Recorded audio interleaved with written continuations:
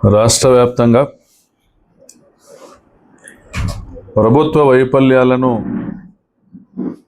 ఎత్తి చూపుతున్నటువంటి జగన్మోహన్ రెడ్డి గారిని చంద్రబాబు నాయుడు గారి ఆధ్వర్యంలో ఆర్గనైజ్డ్గా జరుగుతున్నటువంటి దోపిడీని ప్రజల ముందు ఉంచుతున్నటువంటి జగన్మోహన్ రెడ్డి గారిని ట్రోల్ చేస్తూ వివిధ మాధ్యమాల్లో, తెలుగుదేశం పార్టీ వారి సోషల్ మీడియాలో అనేక డైవర్షన్ టెక్నిక్స్ ఉపయోగించుకుంటా గత 20 నెలలుగా అనేక డైవర్షన్ టాక్టిక్స్ ఉపయోగించుకుంటా చంద్రబాబు నాయుడు గారి ప్రభుత్వము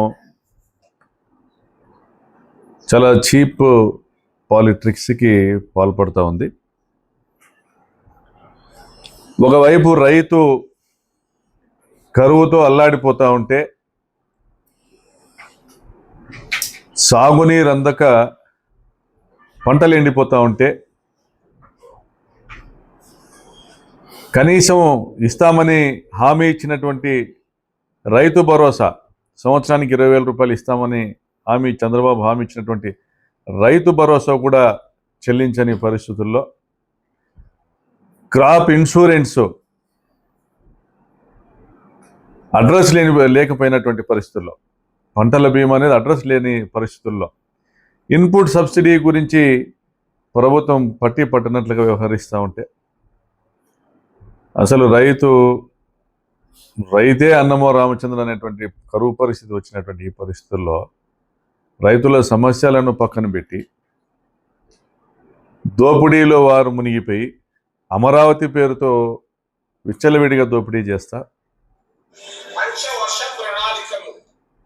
ప్రశ్నించినటువంటి జగన్ గారి పైన ట్రోల్ చేస్తూ, వైఎస్ఆర్ కాంగ్రెస్ పార్టీ పైన ట్రోల్ చేస్తూ, మరి దానికి మరింత దారుణంగా ఘోరంగా మన రాధాకృష్ణ మాట్లాడినటువంటి ఆయన టీవీ ఛానల్లో వచ్చినటువంటి వ్యాఖ్యానాలు, ఇటువంటివి చూస్తే నిజంగా చంద్రబాబు నాయుడు గారికి అవసాన దశ సమీపించిందా, ఆయన రాజకీయ జీవితము చరమాంకంలో ఉందా అనేది అనిపిస్తాను.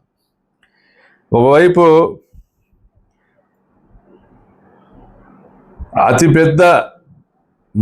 అతిపెద్ద వైఫల్యాలతో ఒకవైపు చంద్రబాబు నాయుడు గారి రాజకీయ జీవితం నిజంగా కూడా అవసాన దశలోనే ఉందని అర్థమవుతా ఉంది రాష్ట్ర ప్రజలకి. ఆయన గత ప్రభుత్వంలో ముఖ్యమంత్రిగా ఉన్నప్పుడు 14-19 కాలంలో ఈ రాష్ట్రానికి విభజన హామీ అయినటువంటి అతి ముఖ్యమైనటువంటి కీలకమైనటువంటి ప్రత్యేక హోదాను పోగొట్టినటువంటి ఘనత ఆయనదే. ఈ రాష్ట్రంలో యువతకు ఉద్యోగాల కల్పన, ఇండస్ట్రియలైజేషన్ జరిగేటువంటి అవకాశము, ఆర్థికంగా రాష్ట్రం పరిపుష్టి సాధించేటువంటి అవకాశాన్ని కూడా పోగొట్టింది చంద్రబాబు నాయుడు గారు. ఇది ఎవరూ కాదనలేని సత్యం. మరి మళ్ళీ విభజన తర్వాత రెండవసారి ముఖ్యమంత్రి అయినాక పోలవరం ప్రాజెక్టు యొక్క ఎత్తును తగ్గిస్తా దాదాపుగా 100 TMCల లైవ్ స్టోరేజ్ను కెపాసిటీని పోగొట్టి పోలవరం ప్రాజెక్టును రిజర్వాయర్ నుంచి బ్యారేజ్ స్థాయికి దిగజార్చిన ఘనత కూడా ఆయనదే. మరి ఒకవైపు రాయలసీమకు మేలు జరుగుతుంది పట్టిసీమ వల్ల, పోలవరం ప్రాజెక్టు వల్ల అని చెప్పుకుంటూ పట్టిసీమలో దోపిడీ చేసిరి.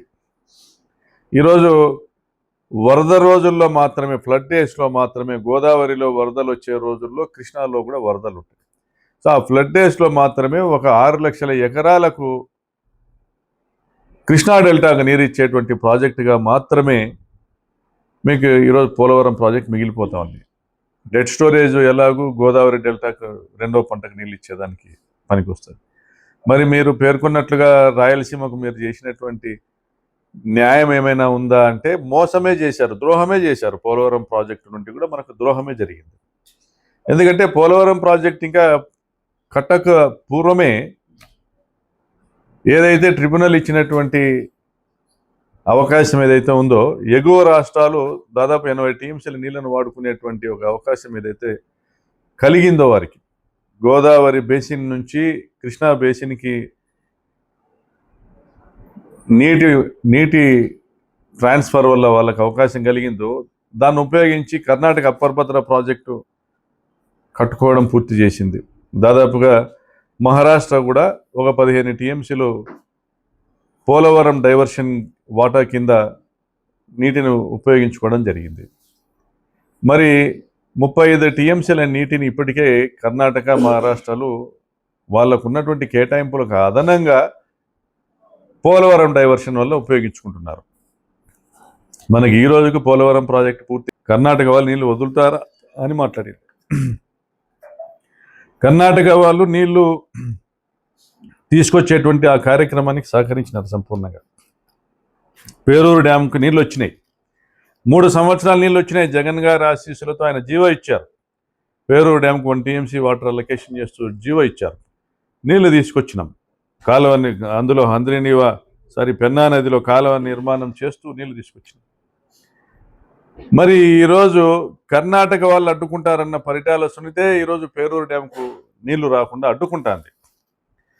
ఇది రొద్దం మండల ప్రాంతం కానీ, కమ్మదూరు మండలం ప్రాంతం కానీ, నాగలమడక హోబ్లీ కానీ, రామగిరి కానీ, కనగానపల్లి మండలాలు కానీ, ఆత్మకూరు మండలంలో కానీ ఎవరిని అడిగినా చెప్తారు, పేరూరు డ్యాంకు నీళ్ళు ఇచ్చే అవకాశం ఉండి 52 టీఎంసీల నీళ్లను ఈ సంవత్సరం తీసుకొని వచ్చినామని చెప్తున్నటువంటి ఈ ప్రభుత్వంలో 1 టీఎంసీ నీళ్ళని ఎందుకు ఇవ్వలేకపోయినారు? ఇవ్వకూడదని నిర్ణయించుకున్నారా? మనసు రాకనా? లేదా పేరూరు డ్యాము ఆయకట్టుదారులపైన ద్వేషం పెంచుకున్నా? లేదా పేరూరు డ్యాంకు నీళ్ళు ఇస్తే ప్రకాష్ రెడ్డి వాదనకు బలం చేకూరుతుందనా? మరి పరిటాల సునీతమ్మ, మీ పొలంలో నర్సంపల్లిలో కూడా బోర్ ఎండిపోతే నీ కొడుకు మొన్న బోర్ వేయించుకున్నాడు. నీ పంచాయతీలో, నసనకోట పంచాయతీలో కూడా బోర్లు ఎండిపోయినాయి. పేరూరు గ్రామంలో మంచినీళ్లకు ఇబ్బందులు పడుతూ ఉన్నారు జనం, తాగునీరుకి. నువ్వు చిలక పలుకులు చెప్పడంలో నీకు నువ్వే సాటి. ఇక్కడ రైతులు స్ప్రింక్లర్ల ద్వారా సేద్యం చేసుకుంటారు. ఒక్కొక్కరికి 15 చిలకలు 20 చిలకలు నీళ్ళు ఎగిరేటి. ఆ స్ప్రింక్లర్లను దాన్ని చిలకలు అంటారు.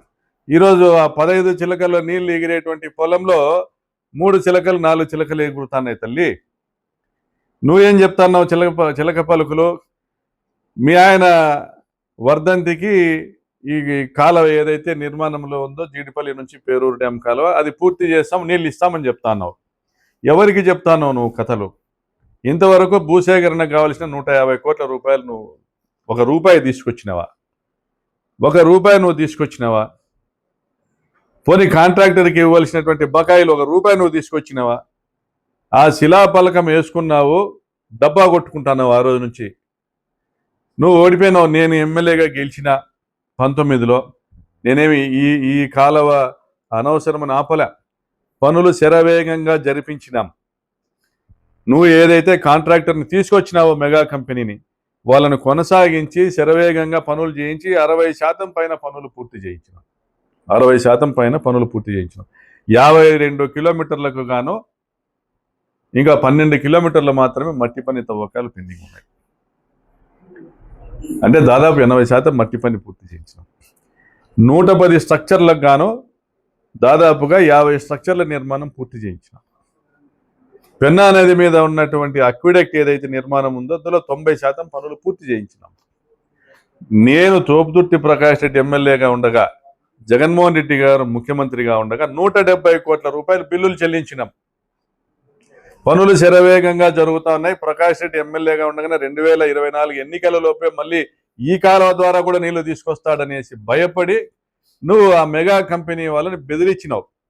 పనులు ఆపండి, చేయొద్దండి, మళ్ళీ మా ప్రభుత్వం వచ్చినాక చేద్దాం. వాళ్ళు పారిపోయినారు. ఆ రోజు ఆ పనులు ఆపినావు. ఈరోజు పేరూరు డ్యాంకి వచ్చే నీళ్ళని ఆపుతున్నావు. మళ్ళీ ఇప్పుడు మీ కాంట్రాక్టర్ మళ్ళీ వచ్చి ఈరోజు పనులు మొదలు పెట్టినాడు. ఇంకా 40% పనులు చేసేదంటే ఈరోజుకు ₹1 బిల్లీలే. రైతులకు నువ్వు ఎప్పుడో 2018లో ధరలు నిర్ణయించినావు. వాళ్ళు కోర్టుకు పోయినారు కొంతమంది. మాకు డబ్బులు ఇవ్వకుండా పని చేయొద్దని. మళ్ళీ కాలువ నిర్మాణం పూర్తి చేయాలా, దాంతోపాటు కాంట్రాక్టర్లకు బిల్లులు ఇవ్వాలా, దాంతోపాటు రైతులకు బిల్లులు ఇవ్వాలంటే దాదాపుగా ఈ రోజుకి 300 కోట్ల రూపాయల అవసరం ఉంది ఈ ప్రాజెక్ట్ కంప్లీట్ కావాలంటే. ఎప్పుడు చేస్తావు?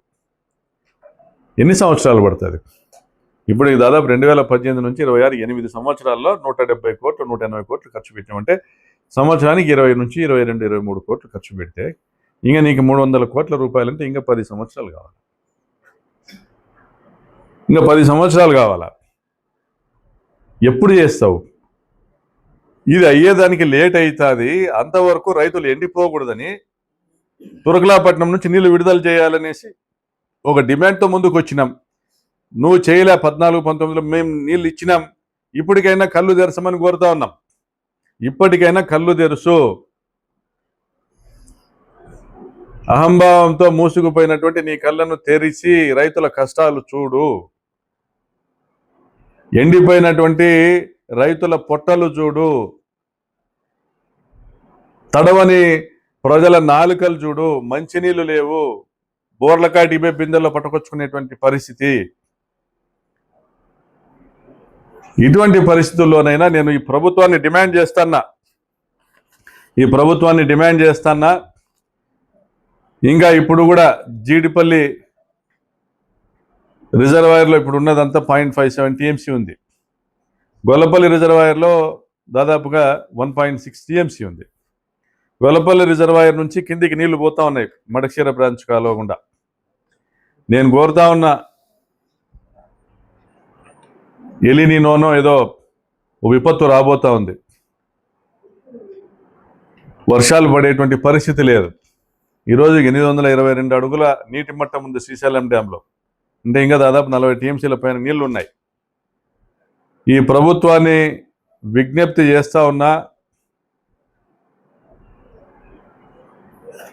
40 టీఎంసీల శ్రీశైలం డ్యాంలో నీటిలో కనీసం ఒక 5 టీఎంసీలను మళ్ళీ కూడా తిరిగి ముచ్చుమర్రి నుంచి లిఫ్టింగ్ స్టార్ట్ చేసి హంద్రీనివాకు ఆ నీళ్లను తీసుకొని వచ్చి జీడిపల్లిని ఫుల్ కెపాసిటీలో స్టోరేజ్లో ఉంచుతూ, గొల్లపల్లిని ఫుల్ కెపాసిటీ స్టోరేజ్లో ఉంచుతూ పేరూరు డ్యాంకు 2 టీఎంసీల నీళ్లను ఇవ్వాలని నేను విజ్ఞప్తి చేస్తున్న ప్రభుత్వాన్ని. దీనివల్ల దాదాపుగా ఒక 100 నుంచి 200 గ్రామాల ప్రజలు బతుకుతారు. ఈ కరువు కాలంలో వాళ్ళ బోర్లు రీఛార్జ్ అవుతాయి. కనీసం మంచినీళ్ళకి ఇబ్బంది లేకుండా, పశువులకు నీళ్ళకి ఇబ్బంది లేకుండా, పశుగ్రాసానికి ఇబ్బంది లేకుండా బతుకుతారు. అదేవిధంగా పిఏబిఆర్ డ్యాంలో ఏదైతే అనంతపురం పట్టణానికి తాగునీటి కోసము, అనంతపురం జిల్లా తాగునీటి అవసరాల కోసము 5 టీఎంసీలు ఉంచాలనో దాన్ని కూడా మెయింటైన్ చేయమని కోరుతా ఉన్నా. అధికారంలోకి వచ్చిన రోజు నుంచి ఈ రోజు వరకు జిల్లాకు మీరు చేసిన మేలు లేదు. 3850 కోట్ల రూపాయల కాలువ లైనింగ్ పనులను 6 నెలల్లో పూర్తి చేసి దాదాపుగా 1000 కోట్ల రూపాయల అవినీతి చేశారు. సమయం ఇది కాదని ప్రజలు ఇంకా వేచి చూస్తూ ఉన్నారు. పెన్నా నది గర్భంలో ఉన్నటువంటి ఇసుకను దాదాపుగా కనగానపల్లి, కంబదూరు ప్రాంతాల్లో ఒక 1000 కోట్ల రూపాయల ఇసుకను దోపిడీ చేశారు. ప్రజలు మౌనంగా ఉన్నారు అంటే అంగీకారం అని కాదు, తిరగబడేదానికి సిద్ధపడతా ఉన్నారు. మీరు గొంతు నొక్కి ప్రజలను ఎవరు నోరెత్తడం లేదంటే అది కాదు అర్థం. తిరగబడేటువంటి కాలం వస్తుంది. అటువంటి పరిస్థితులు తెచ్చుకోవద్దని దయచేసి వెంటనే పేరూరు డ్యాంకు నీళ్లు విడుదల చేయాలా. హంద్రీనివా ప్రాజెక్టుకు గోదావరి డైవర్షన్ నుంచి నీటి కేటాయింపులు చేయించాలా. 63 టీఎంసీల హంద్రీనివాను అనంతపురం, కర్నూలు జిల్లాలకే పరిమితం చేయాలనే డిమాండ్తో ప్రభుత్వాన్ని పత్రికాముఖంగా విజ్ఞప్తి చేస్తూ ఉన్నాం. ఒక రిప్రజెంటేషను సోమవారము కలెక్టర్ గారికి ఇవ్వడం జరుగుతుంది. పేరూరు డ్యాంకు నీళ్ల విషయంలో పుట్టపర్తి కలెక్టర్ గారికి, అదేవిధంగా హంద్రీనివాని అనంతపురం, కర్నూలు జిల్లాలకే పరిమితం చేయాలా. చిత్తూరు జిల్లాకు గాలేరు నగర్ నుంచి తీసుకోవాలనేటువంటి రిప్రజెంటేషను, అదేవిధంగా నీటి కేటాయింపులు ఏదైతే గోదావరి డైవర్షన్ నుంచి నీటి కేటాయింపులు 45 టీఎంసీలు చేసేదానికి అవకాశం ఉందో అందులో 15 టీఎంసీలు హంద్రీనీవాకు కేటాయించాలని కేటాయింపులు ఏర్పాటు చేయాలనేటువంటి డిమాండ్తో మేము కలెక్టర్ గారిని కలుస్తాం. సోమవారం అనంతపురం జిల్లా కలెక్టర్ని, పుట్టపర్తి జిల్లా కలెక్టర్లు ఇద్దరిని కూడా కలవడం జరుగుతుంది. మా ఈ డిమాండ్ పైన ప్రభుత్వము పాజిటివ్గా స్పందిస్తుందని ఆశిస్తా ఉన్నాం. 3 నుంచి 4 రోజుల వ్యవధి ఇస్తాం ప్రభుత్వానికి. ప్రభుత్వం స్పందించని పరిస్థితుల్లో, ముచ్చుమరి నుంచి పంపింగ్ స్టార్ట్ చేయని పరిస్థితుల్లో తప్పకుండా ప్రజాందోళన చేపడతాము. అది ఎక్కడ చేపట్టేది, ఎక్కడ మేము ఖచ్చితంగా ధర్నా చేయడం కానీ, ర్యాలీ చేయడం కానీ, రైతులతో సభ నిర్వహించడం కానీ చేస్తాము. అది ఎక్కడ చేపడతామనేది ప్రభుత్వ నిర్ణయాన్ని బట్టి ఉంటుందని కూడా తెలియజేస్తాము.